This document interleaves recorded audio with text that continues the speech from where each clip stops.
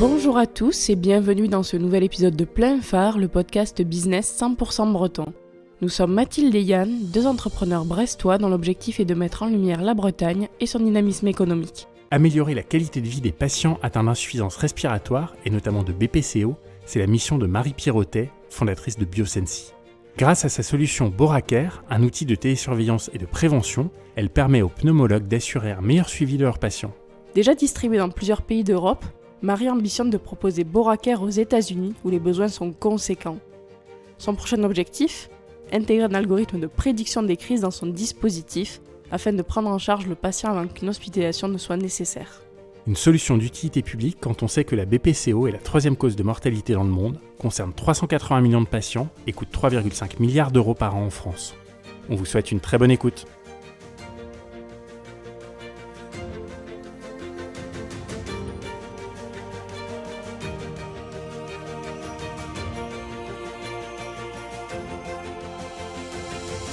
Bonjour Marie, merci beaucoup de nous accueillir ici chez Biosensi à Cesson-Sévigné à côté de Rennes.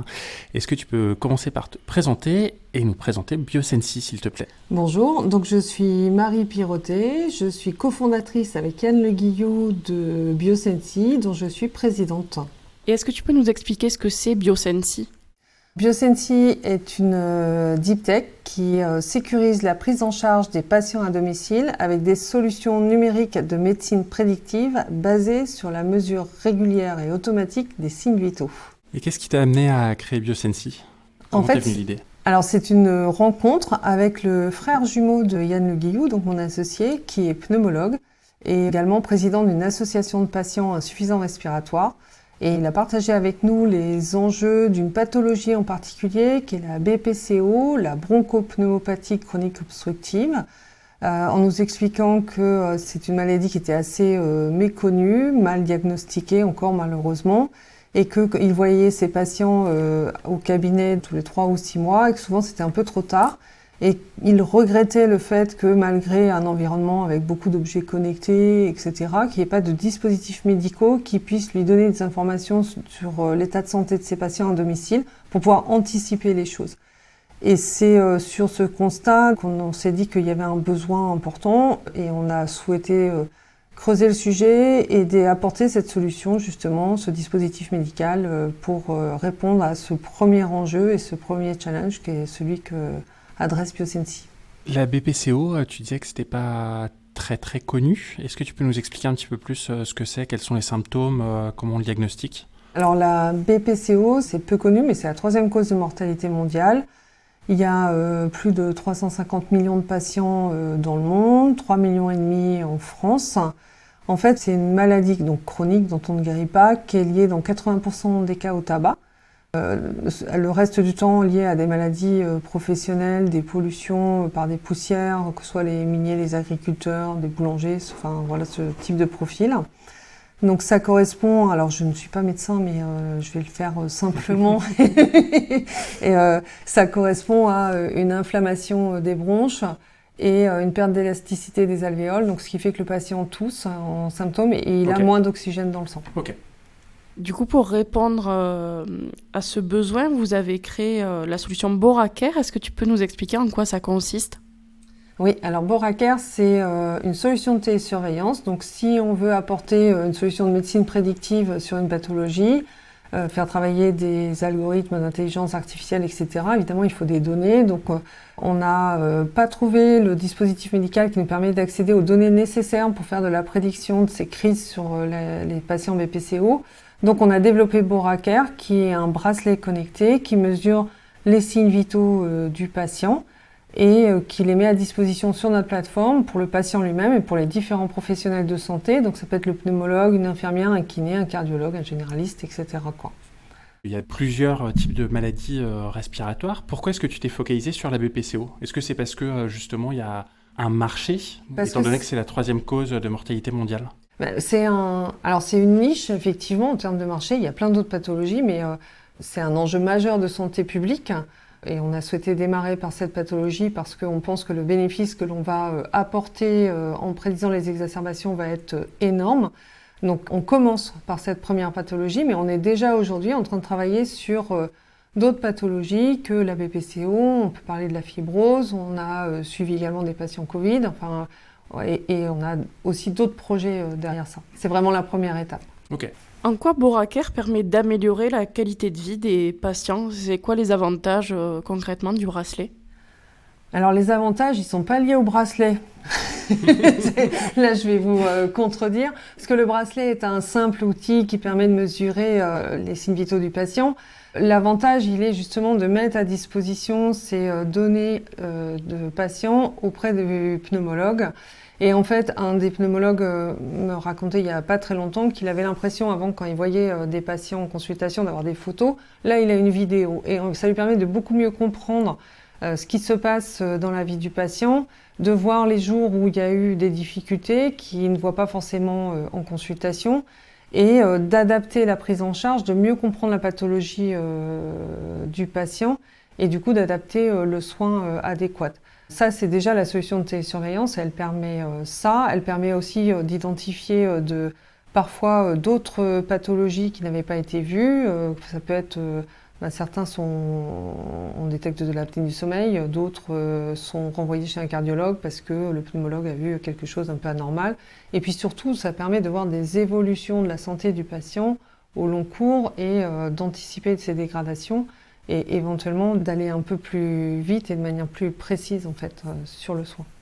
Et l'enregistrement des données se fait à quelle fréquence, ou la récolte des données patients? Elle se fait en continu en fait à partir du moment où le bracelet, dès qu'il est à proximité du smartphone du patient ou d'une box qu'on a mis à disposition du patient dans sa pièce de vie par exemple, ça se fait automatiquement. On a attacher beaucoup d'importance au fait que le patient n'ait rien à faire, que ce soit le plus transparent possible pour lui.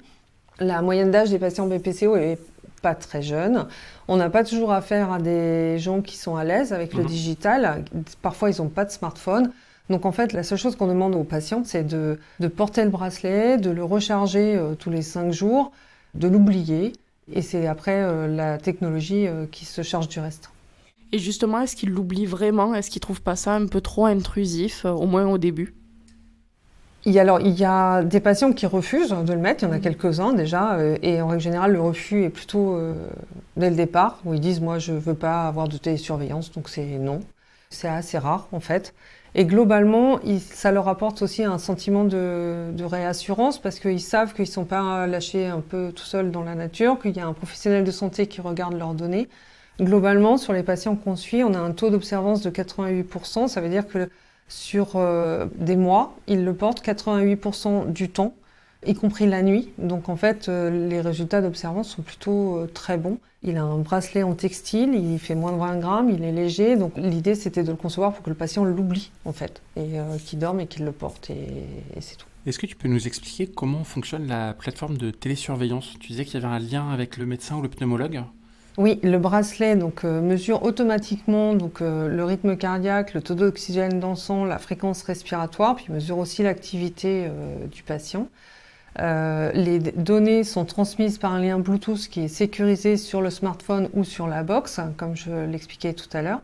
Et ensuite, ça remonte sur notre plateforme qui s'appelle Borac Connect. Et chaque professionnel de santé et le patient ont des accès personnalisés qui leur permettent d'avoir accès aux données de tous leurs patients. Donc si le médecin se connecte ou son infirmière, il va avoir un tableau de bord avec la liste des patients qu'ils suivent et ils peuvent aller regarder les données, mais leur tableau de bord leur permet aussi de voir s'il y a eu des déviations particulières, sur des évolutions particulières sur un patient, et ça leur permet aussi de hiérarchiser les patients et d'aller un peu plus en détail sur ceux qui nécessitent une attention particulière justement. Et si jamais le pneumologue ou le médecin se rend compte d'une anomalie, qu'est-ce qui se passe? Il appelle le patient, il lui propose un rendez-vous? Alors, souvent, c'est pas le médecin lui-même qui regarde. En fait, la télésurveillance fonctionne bien quand elle est inscrite dans un parcours de soins. Les médecins, je pense qu'on en parle suffisamment en ce moment, n'ont pas forcément beaucoup de temps à consacrer à regarder les données. Donc, ils travaillent avec une équipe et ce sont souvent des infirmières qui regardent les données, qui vont appeler le patient pour justement confirmer peut-être certains symptômes ou savoir comment eux se sentent et vérifier si ce que l'on observe est une vraie évolution ou un petit peu le degré d'urgence aussi de ce qu'ils ont observé. Et puis ça, effectivement, après, c'est complété soit d'une téléconsultation ou d'une consultation. Et après, le médecin les prend en charge. Les cas de télésurveillance les plus connus, c'est la télésurveillance en cas de chute, par exemple, avec le petit bouton sur lequel on peut appuyer. Dans ce cas-là, il y a une alerte qui est déclenchée. Est-ce que c'est le même principe avec ton dispositif, ou alors est-ce que c'est juste un enregistrement continu et sur lequel on analyse les données et où on détecte de visu les anomalies éventuelles? Alors, c'est pas le même principe parce que nous, effectivement, on n'est pas dans un système d'urgence, on est dans de la surveillance, pas dans de la téléassistance. Donc, on suit les choses à quelques jours près et en fait, il n'y a pas de système d'alerte pour des raisons réglementaires aujourd'hui, en fait. Parce qu'on est dispositif médical et que du coup, et on n'est pas comme un scope qui serait utilisé en réanimation, etc. On n'est pas du tout sur cette même catégorie de dispositif médical. Est-ce que tu peux nous donner un exemple concret pour un patient ? Par exemple, est-ce que c'est le pneumologue qui va lui dire d'installer ce système ? Est-ce que c'est le patient qui va en faire la demande ? Comment ça se passe ? Alors, il y a des patients qui en font la demande, mais pour nous, c'est très important qu'il y ait un professionnel de santé derrière, parce qu'il faut quelqu'un qui analyse les données de santé. Les cas les plus classiques aujourd'hui avec notre solution de télésurveillance Boracare, c'est un patient qui a une prescription d'oxygénothérapie, par exemple, pour la première fois. Le médecin souhaite vérifier que ça se passe bien, que la titration qu'il a mise en oxygène est la bonne. Donc en fait, quand le patient va sortir de l'hôpital, il va sortir avec de l'oxygène. On va suivre ses signes vitaux pendant quelques temps. Et le médecin va pouvoir regarder au bout d'un mois si effectivement les réglages qu'il a proposés sont les bons, s'ils ont besoin d'être un petit peu ajustés. Ça, c'est un cas classique. Après, avec notre solution de médecine prédictive, évidemment, on va suivre plutôt les patients qui font des crises, qui font ces exacerbations. Un patient qui sort d'hôpital est réhospitalisé très fréquemment dans les 6-8 semaines qui suivent.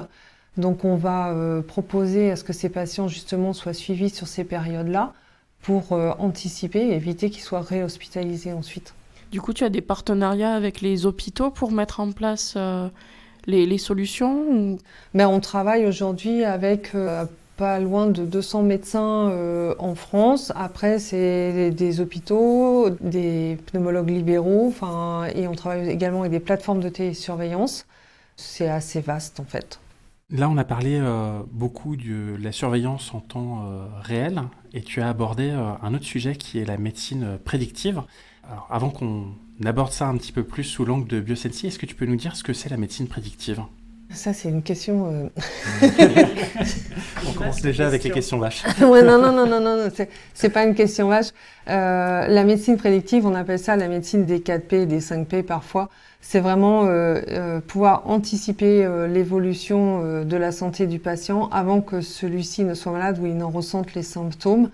Et si possible que ce soit personnalisé sur le patient. C'est exactement ce que l'on va faire en fait avec la prédiction des exacerbations, puisqu'en fait on va travailler sur l'historique de chaque patient, parce que chaque patient est différent et chaque patient réagit différemment.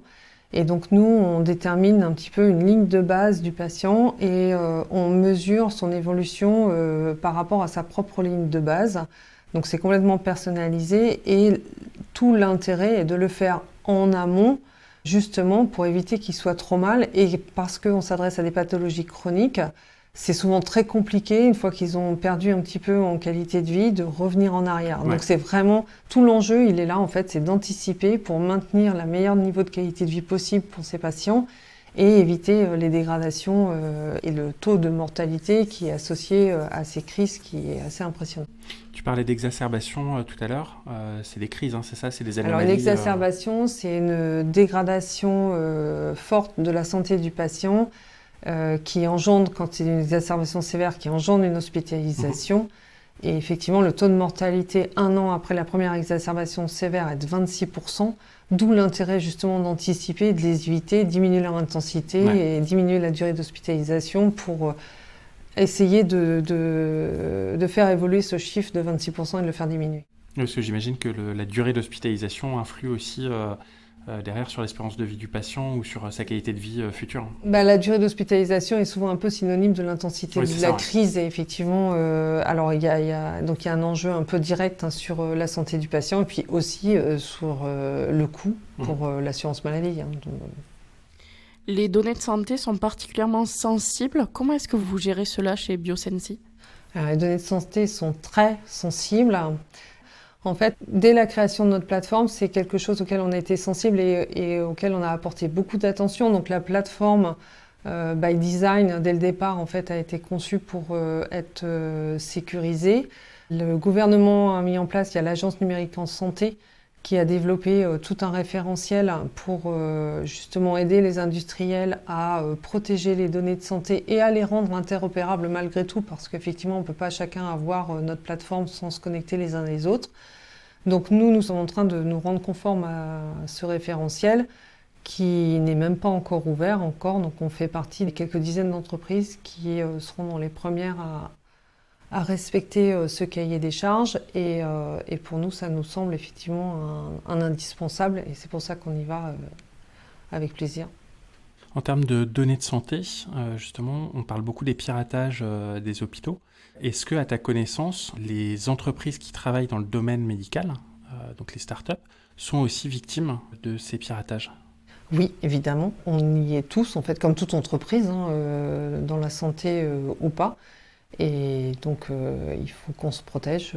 Et on est aussi accompagné. Alors là, on est à Cesson-Sévigné, mais on a la chance d'être sur le bassin rennais où il y a beaucoup de compétences aussi en cybersécurité. Et on est accompagné par des cabines externes, justement, pour monter en compétences. On a même recruté un responsable sécurité des systèmes informatiques en interne également, pour vous dire à quel point on fait attention à ce sujet-là. Et qu'est-ce qui a de la valeur en fait dans les données de Alors santé ? je suis pas un cyberattaquant, donc je ne sais pas. Ce qui a de la valeur, c'est qu'en fait, effectivement, toute identité de personne a de la valeur. En quoi les données de santé elles sont sensibles, parce que si c'est votre employeur qui y a accès, on peut faire du chantage, etc. Ça peut être des demandes de rançon, des mutuelles, enfin bref, donc c'est là l'impact. Après, il y a certaines données de santé, il y a quelques histoires où effectivement il y avait des personnalités politiques qui ont eu des machines d'assistance respiratoire piratées pour les dérégler. Enfin voilà, il peut y avoir beaucoup de choses derrière. Il ne manque pas d'imagination, je pense, les attaquants. C'est sûr. Selon toi, est-ce que la collecte de data et leur traitement par intelligence artificielle sont l'avenir de la recherche médicale et de la prise en charge des patients ? Ben oui, évidemment. Alors vous me demandez ça à moi, donc c'est notre métier, donc ce serait probablement étrange que je vous dise non. Mais la meilleure preuve, c'est effectivement la raison initiale pour laquelle on a créé Biosensi, c'était de pouvoir prédire ces exacerbations BPCO. Il y a déjà eu beaucoup d'études qui ont été faites pour essayer d'y arriver et les résultats n'étaient pas concluants. Et si nous, on y arrive, c'est bien parce que justement, on a cette brique d'intelligence artificielle. En fait, notre valeur et nos innovations, elles portent à la fois sur le traitement du signal que l'on a à l'intérieur du bracelet qui nous permet d'obtenir les mesures des signes vitaux, dont la fréquence respiratoire, où il y a quand même très très peu de nos concurrents qui savent mesurer la fréquence respiratoire au poignet comme on le fait. Et après, dans le traitement de la donnée, on ne saurait pas traiter la donnée que l'on a dans la quantité disponible sans un peu de maths derrière, où il nous faudrait beaucoup de temps. Voilà. Combien de patients aujourd'hui sont équipés de vos bracelets Boracare ? Donc aujourd'hui, on a suivi plus de 1200 patients, enfin un peu plus de 1250, ce qui représente plus de 85 000 jours de télésurveillance. Donc ça fait un peu de données à traiter, comme vous pouvez l'imaginer. C'est grâce à ça justement qu'on a pu mettre au point notre solution de médecine prédictive. Quels sont les retours que vous recevez ? Positifs, j'imagine ? Alors, oui. Alors après, on a aussi des retours plus mitigés. Non, évidemment, il y a des retours positifs parce que, pour ce que je vous ai dit, en fait, c'est une aide. On a une vraie photo des patients en vie réelle quand ils sont chez eux dans leur quotidien. Ça favorise le maintien à domicile, ça aide un peu. Ce qui est très important dans notre cas, c'est qu'on a développé, nous, un outil numérique Et en fait, l'outil numérique n'a de valeur que s'il est vraiment intégré dans un parcours de soins avec des gens qui l'utilisent correctement. Donc ça n'a de valeur que s'il y a un soignant derrière avec une équipe et qu'on prend le bon patient, qu'on met le bon outil numérique au bon moment de sa pathologie également, etc. Donc on a eu quelques écueils parfois au démarrage, surtout parce que peut-être on n'avait pas ciblé les bons patients et on n'utilisait pas notre Boracare pour la bonne utilisation.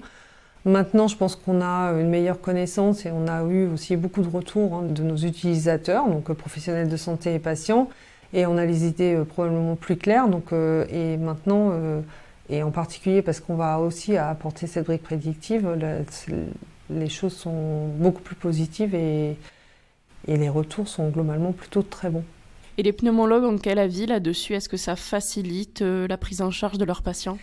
Oui, ça la facilite. En fait, ça leur demande de travailler un peu différemment. Donc ceux qui ont essayé disent au départ que même s'ils étaient un peu réticents, ils ont toujours peur que ça leur fasse perdre du temps de regarder les données. Ouais. Quand ils utilisent la plateforme, parce qu'on a beaucoup travaillé aussi sur l'ergonomie, etc., ils se rendent compte que c'est rapide, mine de rien.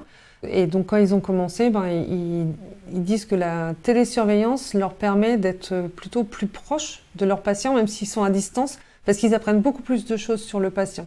Et qu'en observant les données, ils ont des questions beaucoup plus précises, qui sont un peu différentes, et du coup, il y a une proximité qui se crée avec le patient qu'il n'y a pas quand il le voit tous les 6 mois en téléconsultation, ou en consultation. Et question bête, c'est quoi la principale différence avec des montres connectées type Apple ou Samsung qui, elles aussi, collectent de la donnée de santé, elles misent même beaucoup là-dessus.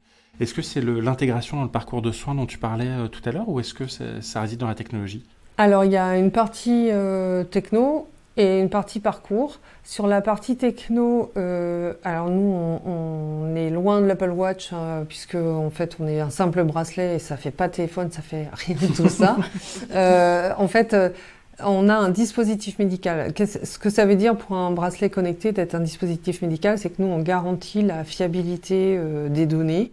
Donc déjà, il y a beaucoup de bracelets connectés qu'on utilise pour le sport, etc., mais dont on peut douter de la fiabilité des données, en particulier du taux d'oxygène, etc., tandis que nous, c'est des études cliniques qui ont prouvé les performances de notre produit. Ouais.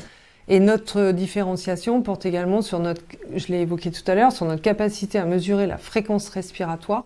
Et pour faire du prédictif, en fait, la fréquence respiratoire est un élément qui est déterminant dans le côté prédictif de l'évolution de santé du patient. Et ça, c'est vraiment notre force sur la partie bracelet. Et puis après, effectivement, sur la partie plateforme, nous, on répond donc aux exigences de sécurité qu'on a évoquées. On répond aux exigences d'interopérabilité également. On s'inscrit dans les parcours de soins. On s'adapte à tout type de structure. On peut définir les rôles, etc., en respectant les procédures de chacun. Et ça compte également. Et sur la partie prédictive, donc, qui arrive dans quelques mois, là, aujourd'hui, on est, je pense, les seuls. Est-ce que tu peux nous dire combien de temps ont duré les essais cliniques avant d'obtenir le marquage CE et quelles en sont les étapes ? Alors, il y a eu plusieurs essais cliniques. Il y en a toujours en cours. Donc, on a créé l'entreprise en juillet 2017. On a fait des essais cliniques pour valider les performances du produit pour obtenir la certification CE dispositif médical, ce qui est l'autorisation de mise sur le marché dans notre domaine. On l'a eu fin 2019, soit un peu plus de 2 ans après la création de l'entreprise, qui est un délai très très court. Donc là, on a été très rapide. Mais depuis, en fait, on n'a pas arrêté les études cliniques et on les poursuit sur différents sujets. Et en ce moment, on a plutôt des études cliniques, donc d'une part pour valider nos algorithmes prédictifs, dont on a les premiers résultats, et également après pour en mesurer le bénéfice clinique, pour aller chercher les remboursements nécessaires après par l'assurance maladie en France. Et comment ça se passe, ce remboursement, justement, par la sécurité sociale ? Comment est-ce qu'il est déterminé ? Quelles sont les preuves à apporter ? Alors, c'est un processus qui est un peu long et compliqué, mais on a la chance d'avoir un nouveau référentiel qui est arrivé, qui est la télésurveillance, qui a été voté, qui devrait être mis en place au 1er juillet 2023. Et en fait, la télésurveillance a 4 axes. En fait, c'est soit on met en place une télésurveillance qui a un impact organisationnel, Ou alors on peut avoir une télésurveillance qui a un impact avec un bénéfice clinique sur 3 niveaux, soit une amélioration de la qualité de vie, une diminution des morbidités ou une diminution de la mortalité. Et donc aujourd'hui on a la chance d'avoir ce cadre, donc on va rentrer dans ces dispositifs pour avoir les remboursements dès qu'ils seront disponibles. La télésurveillance n'est pas prise en charge à 100%, enfin elle ne le sera pas. Il y a 60% qui sera pris en charge par l'assurance maladie et 40% par les complémentaires santé. La solution est distribuée en France. Est-ce qu'elle est également distribuée dans d'autres pays actuellement ? Alors oui, elle l'est, puisqu'on a signé fin d'année dernière un partenariat commercial avec une entreprise qui s'appelle ResMed, qui est une entreprise qui fabrique des machines d'assistance respiratoire. Et ce partenariat, c'est leurs équipes commerciales qui proposent notre solution sur 11 pays. En gros, c'est l'Europe de l'Ouest et puis 3 pays d'Afrique du Nord. Et est-ce que c'est un souhait de votre part de vous développer ailleurs qu'en Europe ? Ah oui, bien sûr. Alors en fait, le plus gros marché pour nous est probablement aux États-Unis. Donc on est en train de préparer la partie réglementaire pour avoir le droit de vendre aux États-Unis. Et on espère pouvoir y être d'ici 2 ans à peu près. Et exporter un produit classique dans un autre pays hors Union européenne, c'est déjà compliqué. Quand on exporte comme ça un produit de santé, est-ce que c'est pas un peu le parcours du combattant ? Une fois le parcours du combattant réglementaire passé, c'est pas plus compliqué. Mais c'est la partie réglementaire qui est pas simple. Ouais. Et ça prend du temps. Et ça prend du temps. Mais après, heureusement, on a quand même l'Europe qui s'est à peu près mise d'accord. Alors effectivement, on commence à regarder aussi d'autres pays. Donc certains, heureusement, se fient à la réglementation européenne quand ils sont hors Europe. D'autres ont leur propre référentiel. Donc effectivement, il faut qu'on décline un petit peu, ne serait-ce que la Suisse, par exemple, qui demande des démarches particulières. Il y a des essais cliniques à faire en France. Est-ce que tu dois en faire pour chaque pays ? Alors on va faire des essais cliniques déjà surtout sur différentes pathologies, parce qu'on va élargir le champ de l'offre de nos compétences et d'offres produits. Et oui, il y aura aussi d'autres études à faire dans d'autres pays, parce que l'organisation de soins est différente. Donc effectivement, ça nécessite de démontrer les bénéfices cliniques aussi dans des organisations différentes. Tu parlais d'élargir le champ des possibles. Est-ce que vous allez rester uniquement centré sur les maladies pulmonaires ou est-ce que ça peut s'étendre davantage, maladies cardiaques par exemple ou autres ? Alors aujourd'hui, on a commencé par toutes les maladies pulmonaires et on a déjà beaucoup à faire, mais en fait, on est en train également d'intégrer de nouvelles mesures dans notre bracelet, en dehors des signes vitaux que je vous ai cités. Et ces autres mesures nous permettront d'aller aussi dans d'autres champs. Peut-être, alors pas forcément le cardiaque, etc., mais il faut savoir que les insuffisants respiratoires ont beaucoup de pathologies associées. Ils ont rarement une seule pathologie. Donc on souhaite aussi adresser leurs comorbidités. Et après, c'est un petit peu cibler aussi tout ce qui est post-hospitalisation, etc. Tu l'as évoqué tout à l'heure, un des symptômes majeurs du Covid-19, c'était l'insuffisance respiratoire. Quel a été votre rôle pendant cette crise avec Biosensi ? Alors nous, on a eu un petit problème de timing parce qu'on a fait le lancement commercial de Boracare fin mars, pile au moment du confinement, pile au moment où les hôpitaux se sont fermés aux personnes extérieures et les services de pneumologie encore plus que les autres.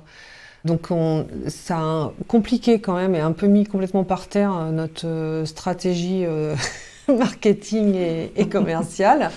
Cependant, ça a quand même été aussi source d'opportunités puisqu'en fait, on a été lauréat de la coalition Innovation Santé, qui est le premier round, entre guillemets, donc qui nous a un peu donné la visibilité qui nous manquait. Et on a des médecins qui ont compris qu'en équipant les patients de Boracare, ils pouvaient les faire sortir un peu plus tôt de l'hôpital, faire le sevrage en oxygène à la maison, tout en le faisant de manière sécurisée, puis libérer quelques lits d'hôpitaux. Donc à mon goût, ça n'a pas été suffisamment développé, mais on a quand même très très bien travaillé dans certains secteurs là-dessus et ça leur a permis d'accueillir plus de gens à l'hôpital et on en est très contents. Tu l'évoquais un petit peu tout à l'heure, Biosensi s'est entouré d'un conseil scientifique de 6 pneumologues experts de la BPCO. Est-ce que selon toi c'est indispensable pour une start-up médicale de s'entourer comme ça d'un collège d'experts un petit peu indépendants ?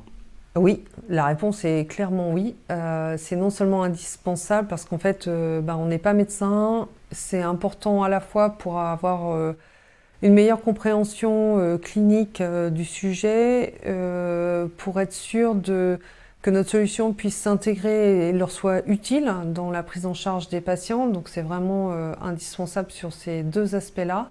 Et aujourd'hui, en fait, on a élargi le champ d'experts avec qui on travaille. Et on a également un cardiologue, enfin voilà, des experts de différents domaines.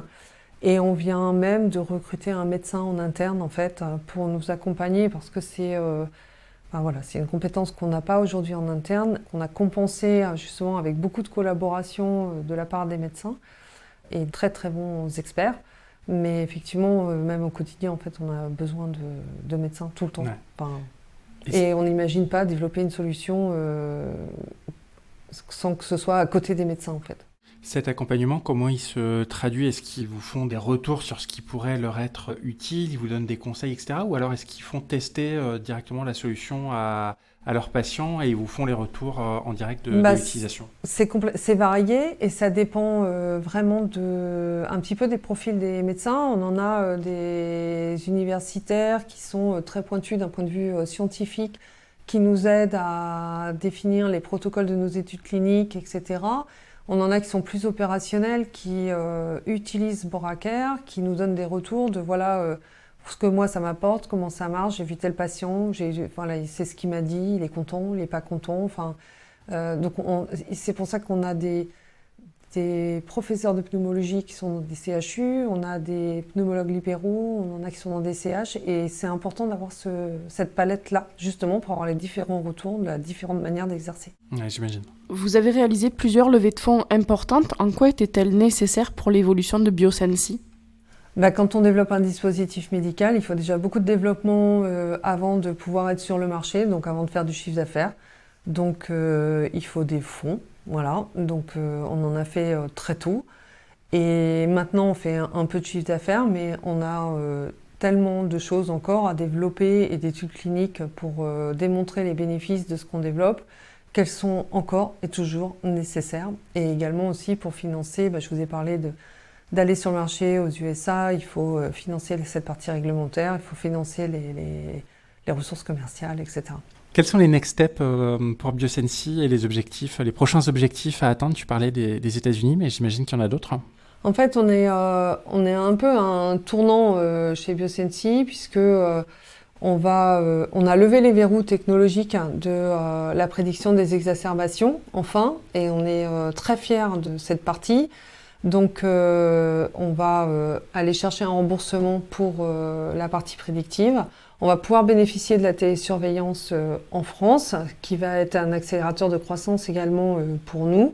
On a signé ce partenariat commercial avec un industriel leader sur le marché qui va nous aider à nous développer commercialement en Europe. Et effectivement, après, on va aux États-Unis. Donc, ça fait déjà pas mal d'axes. C'est sûr. Ce à quoi vous pouvez ajouter qu'effectivement, en R&D, on continue à intégrer de nouvelles mesures, à cibler d'autres pathologies, etc. Voilà, on a passé nos 5 ans, on sent qu'on est vraiment à un tournant, qu'il y a des signaux qui seront verts et donc maintenant il faut qu'on déroule le projet comme prévu. Il n'y a plus qu'à. Il n'y a plus qu'à. Merci beaucoup d'avoir répondu à nos questions. Et avant de te quitter, on va te poser nos traditionnelles questions plein phare. Quel est ton endroit préféré en Bretagne ? Mon endroit préféré, j'en ai 2, c'est dur. Allez, t'as le droit de dire les deux. J'ai le droit de dire les deux. Donc en fait, il y a le Cap Fréhel, parce que je suis originaire juste à côté, et donc je trouve cet endroit magnifique. Et il y a aussi, mais c'est pas très très loin, à Saint-Briac, la pointe de la gare de Guérin. Qu'est-ce que c'est pour toi être bretonne ? Question compliquée. Question compliquée. En fait, être bretonne, pour moi, ça fait appel un peu à mes origines. Enfin, voilà, je suis d'origine bretonne. Pour moi, c'est certaines valeurs, comme le travail, voilà, l'honnêteté. Je viens du monde plutôt agricole. Et j'avais un grand-père qui me disait que quoi qu'on fasse, il faut garder un peu de la terre à ses sabots, un petit peu le bon sens paysan. Et cette phrase me plaît bien, en fait. Et parfois, surtout quand on est entrepreneur, des fois... rester pragmatique et garder un peu de bon sens dans tout ça, c'est pas plus mal. Et donc pour moi, un peu la Bretagne, ça évoque la fierté, ce bon sens paysan et des valeurs auxquelles je suis très attachée. Et enfin, quelle est selon toi l'entreprise à suivre en Bretagne ? Mais ça, je vous ai répondu, j'en avais plusieurs, c'est bien là tout mon problème. Pas de souci, je peux en citer plusieurs. Donc, en fait, je vais vous citer des entreprises qui ne sont que gérées par des femmes. Donc, il y a Clarifarm, il y a Blueback et il y a Rubicat. Est-ce que tu peux nous en dire un peu plus sur ces 3 entreprises ?